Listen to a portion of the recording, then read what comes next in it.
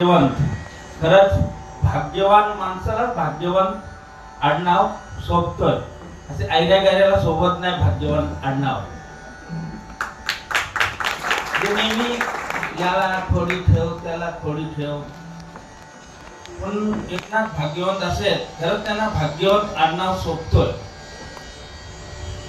तर मी त्यांच्यावर खूप खुश असतो. त्यांचं वागणं कलाकार असत असावा, उगाच छाती काढायची नाही कलाकारांनी. किती येतो आपल्याला या ब्रह्मांडामध्ये, आपली पृथ्वी एवढीच आहे, तांब्या एवढी ना, त्या पृथ्वीवर आपण आहोत.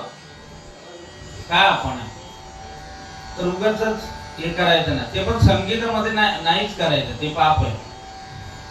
आणि चांगला पवनचे शिष्य पण अगदी म्हणजे प्रेम, कारण गुरु चांगला असला तर शिष्य पण त्याच रस्त्यात चालतील ना.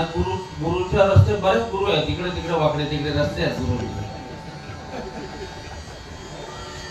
तर आता आम्ही, माझ्या मोठ्या भावाचा पोरगा कुणाल आणि माझ्या पण मोठ्या भावाचा पोरगा अमित आणि कृष्णा, आम्ही एक दोन अभंग होती ना, अर्धा अर्ध घेत आहे. तर दोन अभंग सादर करतोय. ओके.